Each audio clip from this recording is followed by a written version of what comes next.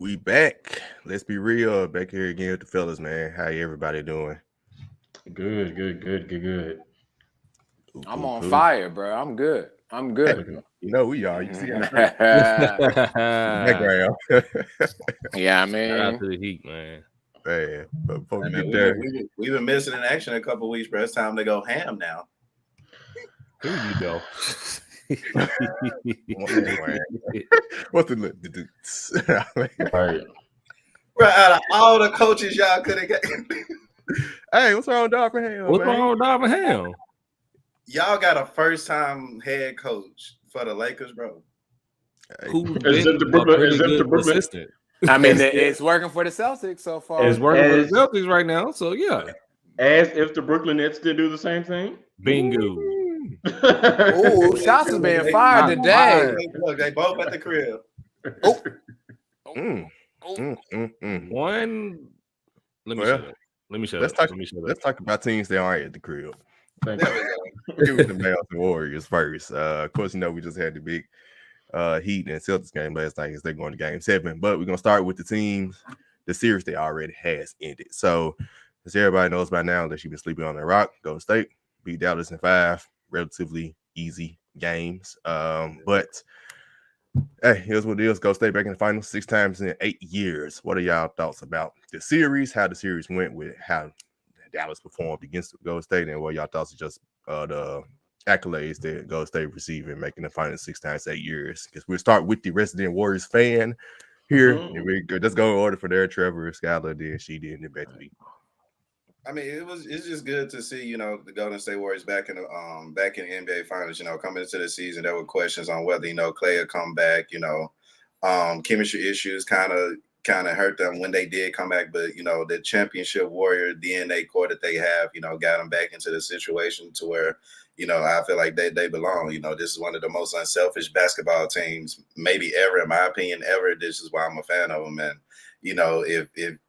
if you don't, at least salute the Golden State Warriors, then you're not a fan of basketball. But shout out to the Dallas Mavericks. Shout out to the people that actually picked them for whatever reason to beat the Warriors. We do. This is not the Suns team who you can take a heart out of. The Suns, they didn't play with any heart, any energy, which is pretty much why the Mavs beat them, especially with Luka and Spencer. But you're talking about a Warriors team who, from top to bottom, outside of the Suns, have the best roster on, in the NBA, so salute to the Warriors. I'm expecting still, like I said about a month ago, the Celtics and Warriors NBA Finals, but they got Jimmy Jordan did something crazy last night. So, I mean, we going to talk about it next series for sure, but, shout out to the Warriors for making it yet to another NBA Finals. That's where they belong, and I'm excited to see them go ahead and win again. Shout out to the Warriors. Shout out to our guys at Fatboy Fadeaway, who's, of course, our good buddies and resident Warriors fans. Shout out to Toop. What the Warriors have done over the past 8 years has been nothing short of amazing. And it's not just what you see on the court, but you got to give kudos to Bob Myers and their front office as well for not only building a championship team, but also staying the course and drafting well, or relatively well, we'll say. And picking up pieces that can most definitely fit that roster, and they're going to be a problem for quite some time, even after this little run is done with. I'm not going to say anything about the Mavs. I knew this was over in 4 because the Mavs couldn't. I don't know, for some reason the Mavericks just could not attack a 3-2 zone. Like, it was like the Warriors sat in the zone and Luka is just at the top dribbling, trying to make a play for himself, and it either ending a turnover or someone taking a real bad contested 3, which bothered me a lot in this series. I said it when Luka got to Dallas that he needed help before he got Porzingis, when Porzingis was there, and after they trade him. And it still remains the same. Luka needs some help. And I don't know what Mark Cuban has up his sleeve for the Mavericks next season, because Jalen Brunson's finna go get paid. You had an opportunity to re-sign him to a extension, I believe, earlier this season or at the end of last season, and you didn't do it. Now he's finna go get paid, and he's arguably been your second best player. So where does that leave the Mavericks going forward from there? I mean, of course, we're hearing rumors about Rudy Gobert, but that's not really finna move the needle much. you still need another bucket getter. So hey, it is what it is. But again, kudos to the Warriors for taking care of business in 5. I honestly felt it should have been 4. We know why it went 5, so I'm just gonna leave it at that. And we'll see what happens on Sunday when we talk about the I don't think Luka needs to play faster. Like his style of play is conducive for playoff basketball because things do slow down in the playoffs, and him being able to get his shot at practically any time is what's going to pay dividends. I just think Luka needs to get in shape and stay in shape because he came into this season well out of shape, and it took him a minute to get things going. And once he got it going, the Mavs took off from there. Yeah, Luka just need to get and stay in shape for the most part, and then get some help around him. Dallas could be back next year, but we'll see. I think before you go, Cheetah, real quick, I think Trev, you hit it right on the head, but I think not this summer, but next summer is when they gear up for like how they tried to have like a 2010 free agency. I think next summer they're gonna have like top 5 cap space. So I don't think they're gonna get much help him this summer, but next summer they're gonna make all kind of crazy moves. To answer Trevor's question in terms of why Dallas couldn't attack the zone, I just think it was the inability of anybody outside of Luka to be able to make plays. I think that's why the Warriors went on. I think that's why it worked effectively. So what you just do is just say, yeah, what goes on? If you beat us, if Dorian Finney-Smith is, if he has to beat us, if Maxi Kleber has to beat us, then so be it. And so what you saw was the Warriors put that to the test, and of course, the Warriors prevailed. And so I think in terms of like what Dallas needs help is they need somebody else on the wing to be able to make plays. I think that's what they need, whether that's in a big man. Well, they do need another big man as well too, but you need somebody else on that wing to be able to make plays, to be able to take somebody off the dribble. And Luka, and there were times Jalen Brunson were able to do that, but Jalen Brunson, no shade to him, but his size wouldn't allow him to consistently do that, and for that to have effect on the series. And so I think that was the issue. Hardaway Jr. not being there, I think that was a huge factor, as well as to why this series went, in my opinion, fairly quickly. So, I think Dallas has. I'm not sure what Dallas is going to do because they seem to be strapped. They don't seem to have much cap space available to them next year or the year after that. So it'll be interesting to see what Mark Cuban does to kind of help Luka. And potentially get him back to a series finals. But if nothing else, kudos to the Golden State Warriors for the run that they're on. This is one of those things that I think like in the next, I don't know, 15, 20 years that like we'll go back and say like, damn, like what a run. I think right now, as we're in the midst of it, like it kind of gets like, it kind of gets glossed over. But you sit there and think about like, for a team to make the final 6 out of 8 years is crazy. Like it's really, really crazy. And if you think if Clay doesn't get hurt, how long, like what that stretch could look like. So whoever said like, kudos to the organization, kudos to Bob Myers for their ability to be proactive, to always be looking for ways to better their roster. Steph Curry is amazing. Just as much as we give Steph Curry that clutch badge, Klay Thompson deserves that just as much. So, his ability to make shots when Steph Curry doesn't have it, Draymond Green ability to make plays defensively, sometimes lock up people. I think that's really good too. And then again, they just always seem to have those role players that understand their role and do it well, whether it's Kevon Looney, whether it's Andrew Wiggins, whatever the case may be. So I think they do a really good job top to bottom. So not surprised. And I think, as Sever said in the group meet a couple days ago, I think we all saw at some point that when John Morant ran down for the Grizzlies, that the Warriors were probably going to win the finals after that. So none of this is surprising to me. Whew. I had no faith that Andrew Wiggins deserved to be an all-star starter. He proved to me in the Grizzlies series and in this Mavericks series, offensively and especially on defense, why he deserved to be to that pedestal. Am I saying he's going to deserve this year after year after year? No. But this year and this time, yes. And I think one person we don't talk enough about is Andrew Wiggins. I think his ability to play on-ball defense, his ability to get rebounds, to crash, to get second chance opportunities for the Warriors goes unsaid. This Warriors team is not a huge team. You take away Kevon Looney, right? Whether he started or not. Draymond's 6'7". Wiggins about what 6'7", 6'6", whatever, what have you. But they have a lot of heart, and that heart and that engine, that heartbeat is Draymond Green. Draymond does a lot of the things that others won't do. His ability to play defense on your center, all the way down to your point guard on a switch, is phenomenal. And he does it without fouling. He makes timely rebounds, and he does. I mean, he might only score 7 to 8 points, but those are timely points that he scores, or pushes the ball up to get another assist. And there's not enough said about what the job that Steve Kerr has done as a coach. What is he, 21-2 in series since he's began coaching? He's only lost 2 series, and one was when he was down 3-1. Well, he was up 3-1, excuse me, lost in the final. So that's phenomenal. This is a dynasty. I don't know any other way of putting that for the Warriors, and I want to make sure we give them their flowers. And I hear you, Skylar. As we look forward to the more years that we have ahead of us, hopefully, we want to look back and say, like, damn, these niggas dominated. Sorry, I said the N-word. But they did, and they have. And if Klay doesn't go down, who says that they don't go 8 years, right? But injuries are a part of the game. And without injuries, do we see Kawhi win another ring with Toronto and some other things, right? And I now want to turn my attention to the Mavericks, who played as well as they could. They have a log jam at the guard position, and they have too many ball handlers to me. And they're going to have to make some moves to continue to move the needle. They're not, as they're constructed and built, going to make it past the second round any other time to me.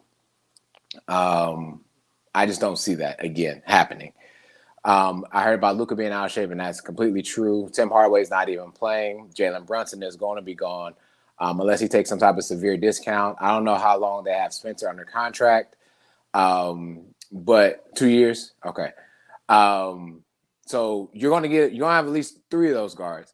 Last time I've seen 3 guards kind of like work together in the West and were successful besides the Warriors. Now this year is really like the Suns. And that didn't go well for them. They never made it out past the Western Conference Finals. So to me, this Mavericks team has a lot to address in regards to the post position. And rebounding is not about how tall you are. Rebounding is about heart and effort. And so hopefully they find that. They're probably going to need someone else alongside Jason Kidd to help and assist him. But this is not a team, to me, that's going to scare me for the next 2 or 3 years unless they get some more help. Because, again, to me, they're as good as a second round at most from here on out. They got a little bit lucky to me this year, but, I mean, luck happens. It happened to the Suns, and see where they're at. Yep. Great points made about all the counts. I'll start back with the Grizzlies because Grizzlies fans have kind of been annoying on Twitter. Keep mentioning Jock getting hurt and all this stuff. And I'm like, bro, move forward. Injuries happen every year. I know Golden State has had breaks. Every single championship run has had some type of break. That's just in every sport. Football, basketball. It happens every year, man. It wasn't our time yet. Hey, we got a young team. We got something to look forward to. So, Grizzlies fans, please move forward. Golden State, shout out to them, 6 8 years. I'm the type of person I can separate the series. This series is very hostile. As a Grizzlies fan, you could easily not like Golden State after this series. I can get past this series and be like, okay, that series happened. All right, because normally I do like Golden State. I don't have no hate for Golden State like a lot of people do, I guess, because they win a lot. I can separate this series. The only person I left this series probably not that I felt a certain way about is probably Steve Kerr. He's probably the only person because of the cold comment. That's probably the only person I probably let the series feeling a certain way about. But Golden State, man, shout out to him, 6 8 years. Klay showing up. He finally showed up before Game 6. Game 5, Klay was in full effect. So it was nice to see. Hopefully, he can actually show up before Game 6 in the NBA Finals. But you know, it kind of feels like in the sense like this could be it feels like it's Golden State's last run, but it's probably not. And it kind of felt like they're doing the Memphis series because the way that they were just like kind of acting, they kind of felt like all the Grizzlies. They for real, and it's kind of feel like, oh man, we got to make sure we got the series because we might not be back. But they got a young team. I heard rumors that they might get rid of Andrew Wiggins because of his contract. But they got Jonathan Kuminga coming up. They got Jordan Poole. They got to pay, so that's part of the reason they're talking about possibly getting rid of Wiggins so they could pay Jordan Poole. But they got Kuminga, got Moses Moody, who we wanted the Grizzlies to originally draft before we got Zaire. So James Wiseman still can give you something. Also, shout out to Kevon Looney. He turned to Dennis Rodman these last 6 games or so, boy. I just got depressed listening to you mention all that talent. I literally just got depressed. What did he grab like 20 rebounds? That's not even playing. One game? Did he grab like 20 rebounds in one game? He grabbed 22 against us. I think he grabbed 18. I think it was 18 against Dallas. It was Game 5 against not Game 5, Game 6. Game 6 against us. Yeah. Yeah, I think he got 18 the last game 5 against Dallas. Yeah. So my man earning his paycheck. He earning his paycheck. The dirty work. Triple J, I hope you're listening. Yep. And Bam Adebayo. But we'll get to Bam in a second. But like I said, shout out to Golden State, man. We'll see what happens in the finals who they end up playing. And as for Dallas, I think the Spencer Dinwiddie trade pretty much signaled the end of Jalen Brunson because they needed another ball handler. So since they might not. Mark Cuban said he just said he come out, he can afford them, but I don't think in my opinion, it doesn't seem wise. It seems like they need to try and do a sign and trade with him to get like a bigger wing, or I guess you got Tim Hardaway coming back. Like I said, you got Spencer Dinwiddie who can give you some ball handling, do this as well, and possibly start for you. I guess they are needing another big man. Rudy Gobert rumors have been happening. I don't think that's the player they should be getting. He would be better than Kristaps Porzingis, but my God! I mean, what was that, the white unicorn? Point though, well, who are you? Because I'm wondering if you need, from Dallas's perspective, who would you go after for a big? Because the only person I could really see possibly is them trading for Gobert somehow. Why I don't? That center out in Phoenix would be perfect with the team too. Aiden. Man, DeAndre Ayton finna get paid. Dallas from Dallas? Not from Dallas, but from somebody else. He Dallas ain't finna cut that check. He going somewhere in Texas. San Antonio. Nah. Yeah, San Antonio would be a great move. He going somewhere in Texas. That's number one for me. San Antonio is okay. That'll be a nice move for him. I think like even like not even like a big, so to speak, like a 5, but maybe like a 3 stretch 4 that can help stretch the floor, like a Tobias Harris. I know we're not gonna do that trade, but like someone that can shoot from far, but also doesn't need a big around him to take away how he can be effective. You saw it with the Sixers this year too. Like if Embiid's not there, you can play a little bit more through Tobias. But I'm not saying that he needs to be traded to Dallas. I'm just saying that type of player would be beneficial. Okay, too. Yeah, that type of player. I was like, because if you trade for Tobias Harris, you might as well just go out in free agency and get a better option, because Tobias Harris as your second option is not the best. And it's no disrespect to him. He's just a stronger third option. I'm just gonna be real. But I mean, their second option right now is Jason Kidd. So I mean, I completely understand. They just got to find whether it's a big, whether it's another wing. Dallas has got to be able to find someone that can take the pressure off of Luka, and preferably I think for me, it would need to be a big man. It would need to be a big man that you can just like, all right, cool. Here's the ball. I just need you to take the pressure off me and go get 6-8 points real quick. I think that's what they need. They just need somebody that can take that pressure off of him. And right now, that person's not on the roster. Now that person is available in free agency, but then you don't have the money to do so. So again, I'm not a general manager. I'm not going to stress about it. But that's the thing that will keep me up at night if I'm Mark Cuban, if I'm a decision maker for the Mavericks, is how do I go about getting somebody to take the pressure off of Luka to say, okay, cool, Luka, you can chill. I got the points, or I can take over real quick, or I can, help facilitate for others. That's what they got to find. I think it goes back to Tuke's point as well. They probably have more money, I think, next offseason. So it had to be by trade this year. And to your point, Skyler, Rudy Gobert is not their player. No, he's not. But I just feel they'll pull the trigger on that. Yeah, I don't know. Yeah, he'll help their. I mean, of course, he'll help their defense, but I don't think he's not the move that they'll take him over the top. So, If I I'm mean, the Mavs, if he can give you 6 to 8 points, that's 3 or 4 dunks. if I I'm the mean, Mavs, he's not Joel Embiid, but if you're asking for 6 to 8 points, that's 3 to 4 dunks. I was saying 6 to 8 points in a stretch, not necessarily for the game. Okay, thank you for clarifying, because I like that still involves Lucas setting him up. Yeah. Like the Blazers are blowing some stuff up. Maybe we'll get like, little Joker, baby Joker, whatever, something like that. To help out. But I know you're talking about Nurk. I know you ain't saying Nurkic, baby Joker. I know that man ain't played in about 3. He ain't played in about 3 years. Yeah, they need to go and wash their hands with him. Forgot bro still in the league. Since LeBron baptized him. So like sheesh, golly. If I'm the Mavs, man, I would love. I don't know how. I mean, it's Luka. I get it, but I still don't get how they win games. If somehow, I'm just saying, if somehow the Mavs can take a step back and find themselves in the lottery and still find themselves being top 5 in the cap space, I think, like I said, not next summer, but next summer, the season after.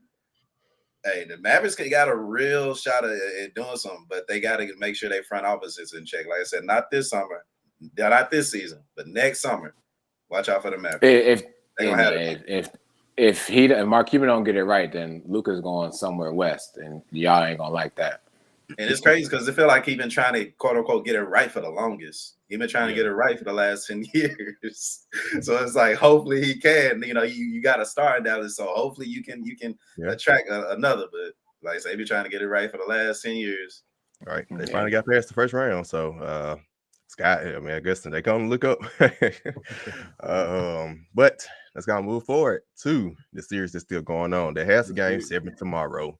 Me and Sheedy's, Miami Heat, Jimmy Butler and the crew, Boston Celtics. This has been a terrible series up to game 6. Every game, blowout. And we finally have a good game. Hey, folks, have me nervous in the mud, but Jimmy Crickets turned back into Jimmy Buckets. Yes, I did call my favorite player Jimmy Crickets because he was Jimmy Crickets for the last couple games, but he finally got buckets again. Carried the boys to a game 7. What are y'all thoughts about the series, and what is your prediction for game 7? We'll start with the Miami Heat people. Sheedy, you go first. Me, then we go around the. Good, because I kind of did want to come with the smoke. I'm happy y'all started first. Go ahead. Damn, you want to come with the smoke? I'm just trying to. Yeah, it's so hostile. Damn, you picked Boston to win, man. Oh, okay. Well, I'm because if I show the listeners our group me messages, y'all would have thought it was over in 5. But now y'all doing all this shit. 5. Well, I said the last series was Heat in 5. I did say last series was Heat in 5. We went to 6. I say Heat in 7 for this series. But let me speak about this game. I was speaking about the series, as you said, Cap, has been back and forth, pretty dismal in regards to how it's been going. I will say there's a few things I think you guys will touch upon that I don't want to say about game 6. I would say the one crucial mistake and one crucial thing that I think went well from both sides. One thing that went really well for Spoelstra and the Heat was collapsing and shutting down Brown from the second half. He was putting Max Strus through the spin cycle the whole first half. And like he was getting killed. And I tweeted that. And whoever Max Strus was guarding, they switched to put him on Brown. And I mean, it was barbecue chicken, Korean barbecue chicken, however you want that chicken, it was going to get stir fried and fried up. So that hurt. But somehow, halftime, Eric Spoelstra, again, never been coach of the year, has been phenomenal every single season, found a way to really kind of shut him down in the second half, and that was very helpful. The one mistake that I think the Boston made was this. And I know we're going to talk about everything else, so I won't mention those things or a few other things. The mistake that he made was with 5 minutes to go, a little bit over 5 minutes to go, Robert Williams was set to check back in the game. He decided not to check him back into the game because Al Horford hit a 3. And at that point, from a coaching perspective, right, You have to make the decision. Are you going to ride out with Al Horford for the rest of the game, or do you put in Robert Williams? Robert Williams, who has definitely shut down Bam and others throughout the series and it just altered shots. He decided to sit him down because he saw more of an offensive threat with Al Horford because they were down and they tied the game up. That was a crucial decision to me that allowed Miami to win the game. Again, Jimmy Butler was going off. There was no stopping him. He had a green light. Jaylen Brown missed those 2 free throws, of course. Yes. But to not put back in, to me, one of the enforcers of this series, who, again, the game that he doesn't play is the only game that Bam really shows up offensively. Now, of course, there's other stats, pick and rolls and everything like that he's been doing very well that we talked about earlier before we started recording. But to not sub him back in freshly with 5 minutes left in the game, that was a crucial mistake that he made and thus cost him, to me, the game. And I hope the series, right? Because I'm going to say Heat in 7 until I die. Also, Max Strus showed up offensively when we needed him. He's not, again, it's not going to be 20 plus points. No, 18 points, 10 assists like Kyle Lowry. But he made points when we definitely need them, along with a crucial rebound. As much as he was being put in a spin cycle, he showed up at pivotal times for us and allowed us and Jimmy to provide an opportunity for us to win the game, right? So those are the few things I'll touch upon for this part. But I'll be ready for the smoke as well, Took, whenever you get done doing what you do. Ready for the smoke indeed. And what the smoke you gonna give us, I can't say. Yeah, I was down on the team. Yeah. Jimmy Butler, the way he was playing, the way he was looking, I thought it was over 6. I even told my wife yesterday. That's all I wanted. That's all I wanted was some kind of admission. That's all. You already know. You know, I don't mind admitting me admitting what I say. I told my wife yesterday, like, I'm getting ready for a funeral tonight. I was fully ready, prepared to come in with shades on today. And look like, at the dude up on day. Dude up on you is too, but he didn't want to say it. I was ready to come here with the shades on the suit jacket today, bro. I was ready for it. I was ready to get on the post, but man, shout out. I literally told she did once Tyler Hero got announced that he wasn't playing because you need that second offensive option. That's the person. Although he's been struggling in this series, it's still just he can get his own shot. So it's still a threat. But once he was out, I was like, okay, I don't know. Jimmy got to have that LeBron Game 6 in the Garden performance, and I'd be damned if he did. He my favorite player. I'm not going to lie, like I thought he was going to score 47. I knew he wasn't going without a fight. I knew he might get to 30, but I didn't think he was going to actually do what LeBron did 10 years ago in a Miami uniform in the Garden in Boston. So, hey, man, shout out to Jimmy. He there kept him in the game. And when the point, it was possessions. We had a couple like dumb possessions where he didn't touch the ball, where Gabe Vincent was just, I don't know what he was doing. I'm like, bro, what you doing? Kyle Lowry, top 5 Lowry, turned to bottom 10 Lowry, back to top 5 Lowry, still had some bottom 10 moments throughout the game, but he hit that biggest shot like Ryan just made the comment, tying the game up. He still took a couple like half-court threes at the end of the shot clock for whatever reason, but he had 18 points and 10 assists in the biggest moment. And I think you said something about it yesterday in the group. You were saying like Kyle Lowry's supposed to show up in these big road playoff games. Well, he did. We finally got him.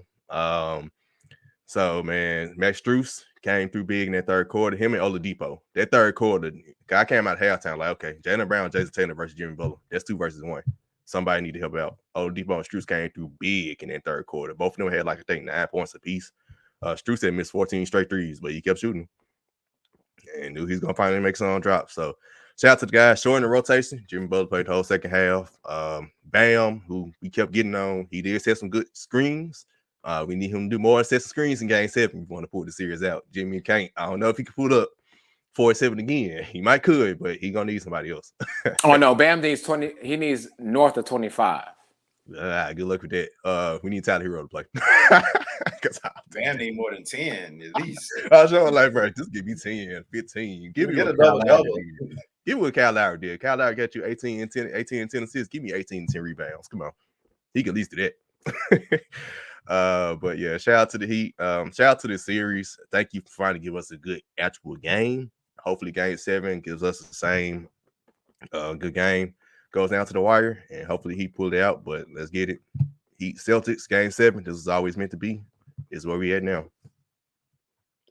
You know, I brought up championship DNA earlier, and it's just funny to see how Jimmy Jordan had to go within himself and have a performance like Game 6. So just salute to Jimmy. Y'all better be nicer to my guy top 10 because he heard all and each of y'all disrespecting him. Y'all called him out and he pulled up with the 18 and 10 double. So what's disrespect when he wasn't playing good?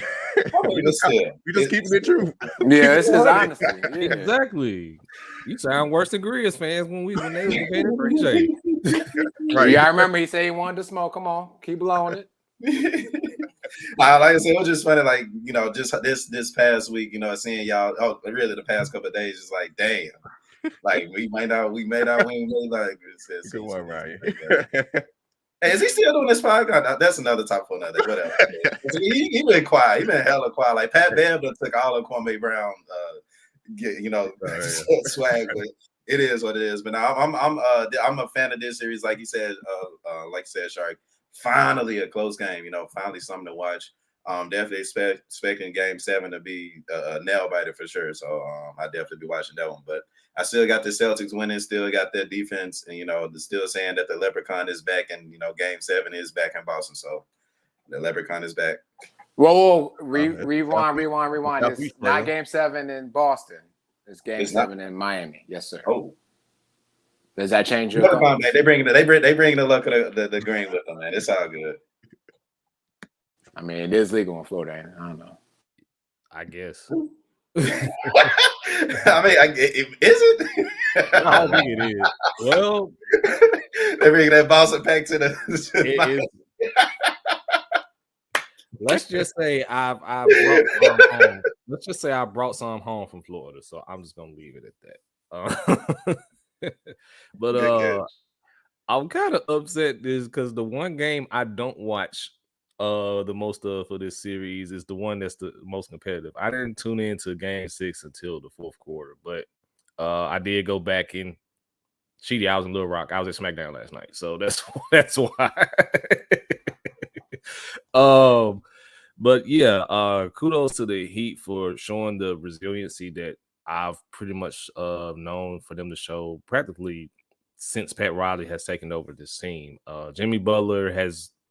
I'm tired. I got tired of all the tweets asking if Jimmy Butler a superstar or not. Like, look, can we put that to bed finally? Because he definitely, when it's counted on him most, he's gonna show up regardless. It may not reflect on the stat sheet.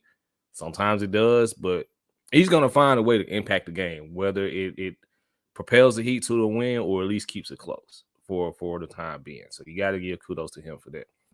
Also, Miami even is now showing. Even without Tyler Hero right now, they got some guys that can hit some timely shots. They may not go off, like she mentioned, they may not go off of 15 or 20 like that, but when it comes down to it, they can hit some timely shots. Max Struz has hit big-time shots throughout this series. Kyle Lowry hit some big-time shots last night, finally deciding to show up. Gabe Vincent hit some big-time shots throughout the playoffs. So they have some guys that may not give you a whole lot of points, but when you need a shot, a big-time shot, they can show that they can knock it down. As far as the Celtics is concerned, I did pick them to win it in 7. I felt that after Game 5, I'm going to be honest with you, I thought the series was over last night. I thought the Celtics were going to come out and show why that they were the better team. But as they done time and time again, with the exception of the Brooklyn series, they play with their food too much. And you can't play with your food, especially playing against this team like Miami. Now it's a Game 7 in Miami. Yes, you've shown that you can convincingly go into Miami and win, but now this team is fired up, ready to roll. I'm actually going to change my pick. I did have Celtics in 7. I'm changing it. I think Miami gets it done. I think Miami gets it done. So there you go. Agree with most of what's already been said. I think if nothing else, I was just grateful that there was finally a close game. I was finally glad that there was a game where it came down to the last few possessions, because the first 5 games were absolute snooze fests. And so, Trevor, to your point, I definitely don't blame you that you didn't log in until the fourth quarter. I almost didn't even decide to watch the game myself anyway. But if nothing else, at the end of the day, it was finally a good game. It was finally something enjoyable to watch as a basketball fan. And so I think what I saw from Miami is what I was expecting to see. What I saw in last night's game from Miami is kind of what I thought I would get for the entirety of the series. I know, they have some injury issues, but I thought, what we saw from Kyle Lowry is what we're going to get for most of the series, which is, timely buckets, being able to, set people up for timely shots. Max Strus, when he gets it going from three, he can absolutely get it going. And so it was good to see him finally get some buckets going. I think after what Sharky said, he missed like 14, 15 straight. So that's a lot. And if nothing else, kudos to him for still having the guts to still take shots. Goodness gracious, cannot talk today. But then at the end of the day, Jimmy Butler came and saved the day. He put the team on his back. I definitely thought about nothing but what Sharky said to start the game. We was talking about, the Jimmy Cricket comments and stuff like that. And it was good to see Jimmy Butler, if nothing else, do what he, in my opinion, is known for doing in the playoffs. So I think we talked about it right before we went on air that, Jimmy Butler may not be a top 5 player in the regular season, but Jimmy Butler, when he's healthy, when he has it going in the playoffs, he is a top player. And so, you got to give him kudos for that. He's definitely, in my opinion, worth a Hall of Fame career. So, kudos to him. And so I think going into Game 7, I think I kind of expect to see what I saw in Game 6. I would definitely like to see more of Bam Adebayo. I'm not sure what the heck is going on with him and why he doesn't. He could be more aggressive against Robert Williams. Yes, God, that's it. I would say that. But I think as a coach though, you have to put him in places to say, okay, yes, you may not think you have the talent to go up against him, because I really feel like I think it's something mental with him, which is why he's not going at him. But I feel like if you're exposed, you got to put him in screen and roll positions. You got to give him some lobs at the rim, whatever the case may be, or get him some touches in the paint where he had to make 1 or 2 moves, and then he goes for a shot. So I think that's what I need to see more, because I'm not sure if you can get another 40-point performance like that from Jimmy Butler off of essentially a day's rest. I'm not saying that he can't do it, but that's asking a one player absolute lot to go out and give you the same performance that he did in Game 6. You know who his daddy is? Yes, but All right. that is still he ain't. That's who his daddy is. That's not who he is. And so I'm skeptical of that. And so I think what I need to see in order for Miami to win, I think Jimmy still has to go for 30. Kyle Lowry has to give you between 15 and 20. But to what one of y'all have already said, Bam's got to step up. He's got to, at minimum, give you a double-double. Max Strus got to get some timely shots. And I think you still want some version of a Tyler Hero. He may not be healthy, yes, but I think to what Sharky said is you need somebody that's going to take that pressure off of Jimmy Butler to say, go get me a shot. And I think that's a lot of asking Jimmy Butler off of a day's rest. Boston Celtics, their defense has been amazing. Jason Tatum has taken his levels to a whole other level, and I definitely saw it coming. I knew he had the talent when he was coming out of Duke, but it's kind of come a little bit quick. And so my issue with Boston and why I'm not picking them in Game 7 is the issue that I've had with the Boston Celtics from day one. I just don't trust Jason Tatum and Jaylen Brown to give you an all-star type performance together. Jason Tatum may go off, Jaylen Brown may go off, but I don't trust them at the end of the day for Game 7 on the road for them both to step up and give you the performance that we both know that they're capable of doing. We just don't know they can give it to you, as a duo. So I'm going with Miami to win the game and win the series. Cool. We got a Game 7, fellas. Memorial Day weekend. Hopefully it's a good one. And hopefully no blowouts. Even I want Miami to win, I hope it's a good one. I don't want to see no 30-point blowouts over here. I'm telling you, bro. They can miss me with the game where somebody Warrior series. Right. Somebody scored 40 points in the quarter, somebody scored 9, and then it's the rest of the game. You're like, bro, come on, man. Boston relies too much on the three. They really do. Everybody relies too much on the three. Yeah, that was real. So it's a make and mislead. It literally is.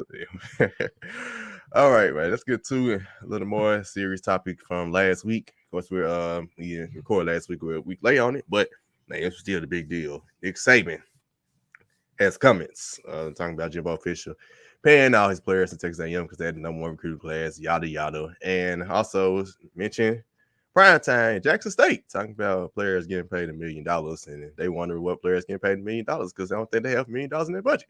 But he has the responses. Jimbo had the most fiery response in his little presser coming at Nick Saban. He used to be his assistant, of course, and No, just talking about, hey, man, they don't want to find out what you've been doing over these years. And then Primetime came with a little more calmer response. Came out with an article at the not the undefeated no more, Anscape. They changed the name to Anscape. And he was basically saying, Nick Saban really wasn't coming for them more so than he was trying to get more money for Alabama, which both can be true. So, what are y'all thoughts about the whole saga between Nick Saban, Jimbo Fisher, and Deion Sanders? Skyler, go Skyler first, Trevor, Tuke, then Sheedy. My two points on this, and then I'm gonna let it go. But first, I think to what you just said, Sharky, I think Jimbo Fisher kind of took it the wrong way. I think Nick Saban was calling out that Texas A&M bought their recruiting class. They bought their way to a number one recruiting class. What's the problem? I don't see that being an issue. I don't see that being an issue at all. And so I think to what you just said, I think if nothing else, he was trying to, wake up the boosters at Alabama, whatever he got to wake up to, at his particular school to say, hey, this is what Texas A&M is doing. They're putting a whole collective together to go out and find top recruits in the country, whether it's in Texas or Florida, California, wherever they may be, and literally just offering them money. And so I think he's trying to make sure that he is doing what he is doing, having the platform that he has to say, okay, Alabama, this is what Texas A&M is doing. We may need to change how we go about recruiting players. I think that's all it's what he was saying. And so I actually have no problem with it. But I have rolled my eyes at this particular topic or at this, this back and forth, because honestly, I have no problem with it. I have no problem with players getting $1 million, $2 million, $250,000, whatever the case may be, because for years and decades, players have done nothing but get taken advantage of, and not gotten anything for their play, for their name, for all of the money that they bring into college sports in general. They've never gotten the recognition or the pay that they deserve. And so now that the floodgate open, now that we have NIL deals, I honestly don't see the problem is. And so if a school, if it's Memphis, if it's Texas A&M, if it's USC, has to spend multiple $1 million to get a number one recruiting class or to get a top 10 recruiting class, what the hell is the problem? I see no issue with it, because at the end of the day, what these players are getting in college is probably the most money that they'll ever see in their entire life. And so, if Nick Saban walks into your house and says, if you come to Alabama, I'm going to give you $500,000. What's the problem? What's the issue? If nothing else, I'm going to say, okay, appreciate you, Nick Saban. I'll reach out to you in 24 hours. Then I'm going to Jimbo Fisher and say, hey, Alabama's offering me $500,000. Can you do $6 million? Because at the end of the day, I'm trying to not only look out for myself, but I'm also trying to look out for my family. So I don't understand what the issue is. I'm definitely looking at Nick Saban a certain type of way, because for as much money as he gets paid, for the endorsements that he has, for him to kind of go at Texas A&M the way that he did, and especially the way that he went at Deion Sanders, I'm not appreciative of it. And I really appreciate the clapback that Deion Sanders had towards Nick Saban to say, okay, yeah, you're gonna talk about me in public, cool, that's fine. If you want to give me an apology, give me that same energy that you had in public. Don't be trying to come as a one-off. No, don't be trying to do that. Because I'm taking advantage of what college is allowing me to do, that there's no issue with it. I'm going to do whatever the hell I got to do. And so I just think at the end of the day, I'm just going to roll my eyes at this particular topic in this situation, because I'm glad that the players are getting the pay that they rightfully deserve. Man, I love the SEC. I love the SEC. This is why it's the best conference in college football. Not because of the play on the field, but it's literally everybody in glass houses throwing stones. I love it. It's hilarious. Just for those that may not know at home, Alabama's athletic budget is $180 million, and I can guarantee you over half of that is being spent on the football team. So I don't want to hear anything about Nick Saban saying about what Texas A&M did as far as buying their recruiting class, or with JSU for that matter, which was ridiculous, because Travis Hunter didn't get paid anything to go to JSU, and Deion's only making $300,000 a year as the coach. So really was looking at Nick Saban a little bit on the side. I think he's, again, everybody's throwing stones and everybody's in the glass house, because I show you a team that's spending money, and I'll show you somebody who's probably bought a few championships. So it is what it is there. I have absolutely no problem with NIL. I hope it stays. I hope it doesn't get regulated by the U.S. government. It's been often too long that these college kids have been exploited in the main athletics, which is football and basketball. So the least that you can do is give them some kind of compensation, because at the end of the day, it's not a guarantee that these guys are going to play professional ball, and one injury can end it all. So what are you going to have to fall back on if one of those two things happen? So to me, man, this whole thing has been hilarious. I'm just sitting here laughing. As a Tennessee fan, I'm happy because everybody else in the SEC is talking, and Josh Heupel is just chilling, just working the transfer portal. So this is great. So October 8th, I'm ready for October 8th. For those that don't know, I'm gonna say you two fans should be happy because no longer you have to put the cash in a McDonald's bag, right? You can just straight up give it to them with no problem. We working the transfer portal, baby. So hey, it is what it is. But hey, it ain't no problem with that either. So hey, it is what it is. But yeah, October 8th, Texas A&M versus Alabama. Alabama's probably gonna blow them out. Or no, actually no, I take that back because relatively Texas A&M has played Alabama pretty well over the past couple of years. And they beat them last year. Yep, they sure did. Now that there you go. So my entire schedule was clear that day. I'm gonna make sure I got some food, got some drink, got some green in my system. I'm gonna enjoy this one because this. Oh my God, this is hilarious. I was just gonna kick it out to whoever's next. This whole thing just had me laughing the whole time. I'm sorry. Lito, as a resident Alabama fan, I just gotta ask, bro, why y'all coach a hating ass coach, bro? Why you hating? Why you being a bum ass hater, bro? Because he's getting, first of all, he's not my coach. Second of all, it's because he's getting beat at his own game. I think when you dictate how a sport moves and you become known as the god of college football, and the way you go about doing things, people start to do that same thing and they start to beat you at your own game, then you gotta feel a little salty about it. So I think that's what it is. His feelings is hurt. Yeah, man, I couldn't agree more. It's just funny to see, the guy that's at the top, like you said, at the top, he's called Nick God. Ryan called him Nick Saban, whoever the hell he is. It's just funny to see him be at the top and complaining about somebody, that's quote unquote at the bottom, starting at the bottom, but he is gunning. Like the fact that he was able to get a top recruit, who Alabama wanted. I knew he was going to feel some kind of way after that happened, and we clearly just saw Nick Saban show his true colors. At the end of the day, man, kids are starting to get paid. They should have been getting paid, whether it's $500,000 or $1 million. What I do in my backyard, don't worry about what I do. Worry about yours because we coming for y'all. So it didn't never make me love Prime anymore. It seemed like that's starting to affect all black coaches as far as like being able to get some of the best recruits. Like we saw kind of, how Coach Cal in Tennessee came at Penny when they got James Wiseman. And, we still going through that fiasco today. So, when black coaches start to, get comfortable and getting, recruits that these other white coach gods, to say, wanted, I think, of course they're going to have something to say. But, with Prime doing, what he's doing as a first time, player turned coach, especially for a black college, it's to be expected. I'm honestly surprised it took this late to get, Nick Saban to say something. But, if you ain't doing nothing right, then ain't nobody going to say nothing about you. So Prime, keep doing your thing. Jimbo, you said Alabama and Texas A&M, they do play again this year, right?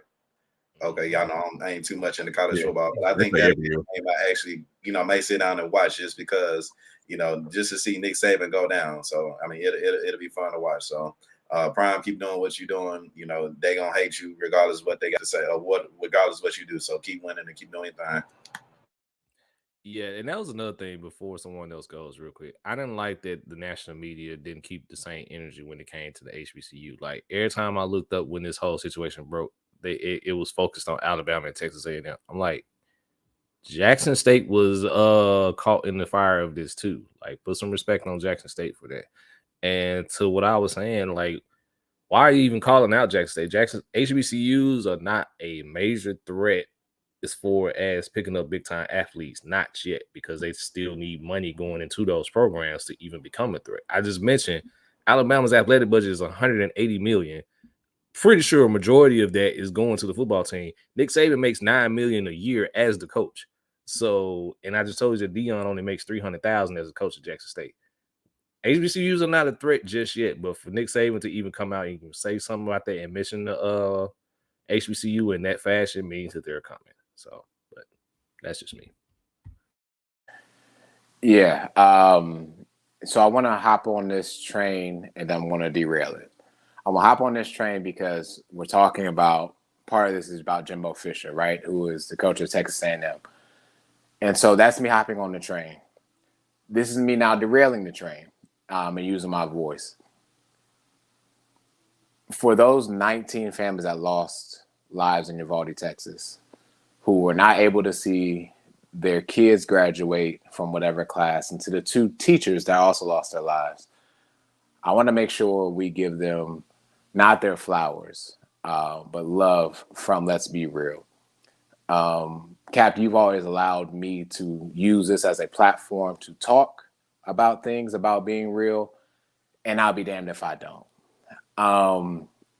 Being an educator and hearing what happened so close to me, it's about 2.5 hours away, and hearing thus the report afterwards saying that they didn't go in, but they went in to get their own kids, but didn't protect and serve everyone. Trust me, Schooling with Sheedy is going to address this issue in this upcoming week in my next assignment. But my heart pours out because I am one, along with some other people that I do know, who were able to show their kids graduating to the next class, whether it was from kindergarten to 1st grade, 2nd to 3rd, whatever it may be. And to know that this is the 30th school shooting in the year of 2022. And yet and still, the NRA is still having conventions in Houston, Texas, let alone this week, about gun rights. And still, I believe in Memphis alone, there was a little bit of a lockdown situation, I believe, at Whitehaven this past week. White Station. This past week. There was another lockdown situation, actually in Cincinnati, Ohio. Sacramento, somebody brought a gun in Sacramento. I think it's elementary school as well, like the day after or the same day this stuff happened. Yeah. Thank you. Thank you for that part. So I gotta do my research in totality before I say more. But I just want to use this platform to make sure we talk about a little bit more than sports itself. Nick Saban, Jimbo, Deion, the best of luck to you and leading these gentlemen into the future. But there again, 19 gentlemen or ladies that don't have a future and 2 adults that just lost their lives this week. And we have to do something as a nation. I can't remember what country it was, but there was one school shooting in that country. They revised the laws and didn't have a school shooting for the remainder, 600 some days or something like that. So pretty much 2 years. But believe me, this is a topic that I will talk about coming up soon. I'm sorry to kind of put more of a dim light on this Nick Saban situation, but I would not be who I was if I did not speak about the issues that are tackling America as a whole. To me, Alabama, Texas A&M, and I love JSU. They're trending. JSU is trending in the right direction. But again, I want to make sure that we, from Let's Be Real, give our love and support to those families and to everyone around the world that we're here with you, praying with you, and let's get this ugliness out the world. It's not the world. The ugliness ain't in the world, ladies and gentlemen. This ugliness is in the United States. Look at what I just posted. Look at what I just posted. Oh. That's it right there. Yeah. 2009. It's disgusting. So that's all I got. My fault.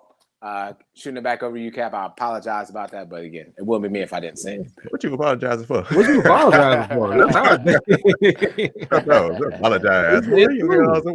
That's fully expecting you to do that, and that's why I had you go next. Transition to that. Yes, but sir. yeah, I know you're gonna talk about Schooling with Sheedy, but yeah, I changed this. I actually changed podcast back to just Let's Be Real podcast for that reason. So we talked about like the real things, but just going off of that, yeah, like of course, prayers and condolences and everything needed. for the families and everything happening. Like I said, that comes dear to my heart because of the gun thing, the shutdown of White Station. I got cousins. My cousin just graduated from White Station. Three of my other cousins are there, so they were part of the lockdown. So that definitely hit home with me. Like I said, shout out to my guy Mike Patton. He's a host of 2 in the AFC South. He spoke about it this week and said he was saying like we need more than just thoughts and prayers for it. But what I get tired of is all the arguments. It's just you get on social media and just Twitter, just like everybody arguing. Hey, this needs to happen. This needs to happen. This needs to happen. Like we go down to it, man. I don't know much more we all can do outside just make sure we get the right people in office that can make the decisions and make changes happen. But I mean, it's a real real deep topic. Hopefully things get better, but I mean, hey, we just gotta go along and do what we have to do. Anybody else got thoughts? Change ain't gonna happen until the skin color does. As far as the people and the guys and the kids that's doing this, like we clearly see who's doing it. You know what I'm saying? Mm-hmm. We clearly see who's opposing. You know what I'm saying? So it's like, as much as we can, want to stand back, it's kind of like we just watching this shit. We were watching it like I literally just posted the last 10 years compared to the numbers to other countries. It's not us that's doing this shit. It's clearly, whether people want to blame it on mental or access or whatever, it's not us. Yep. That's why shit ain't changed. As simple as that. I mean, mental health may be the issue, but they're not putting money into mental health. Right. Your best, if your source for people to treat mental health issues is the police department, that's not good. Hell, and they need help.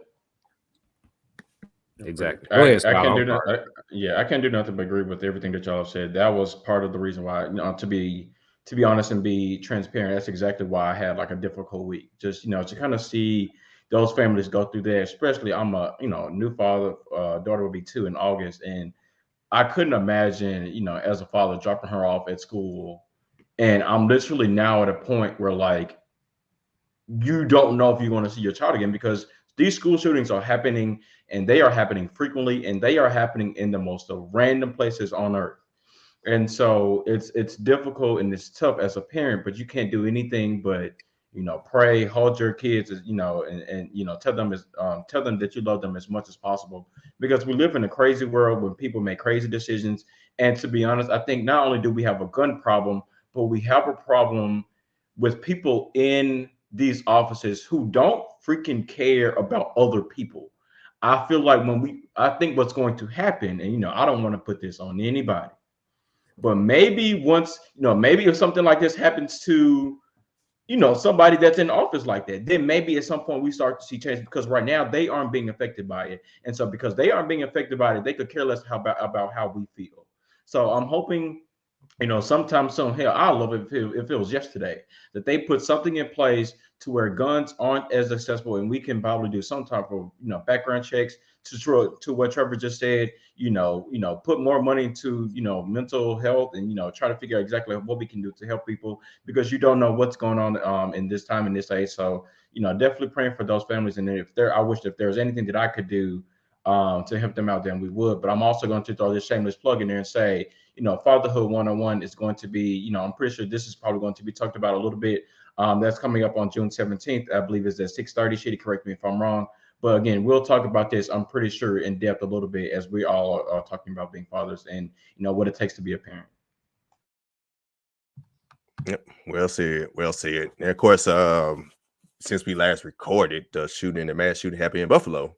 So even just thinking like you can't even go to the grocery store without mass shootings happening. So mass shootings, school shootings, especially for the kids, man, it's very just heartbreaking. But man, just right now, what we do, like I said, offer our condolences, prayers, and if there's anything we can do, let us know. And we'll try and do what we can in our power to make sure changes happen. But it definitely has to happen at the top.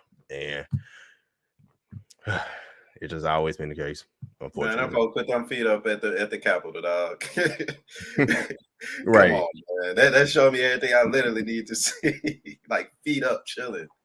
Exactly. Man. Wow.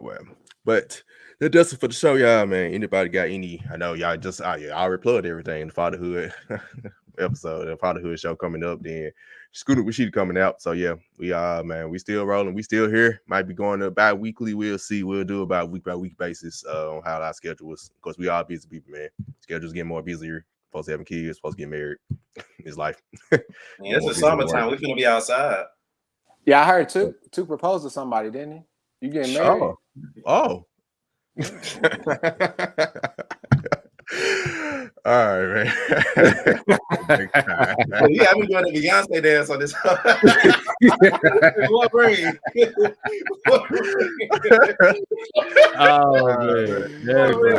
Oh man said to the left, to the left. You know, like this shit put the ring on this. That's beauty on me. All right, John, man. The next time, coach, I'll catch us on Starting Five Podcast. New episode coming up this Tuesday. Until next time, peace. Game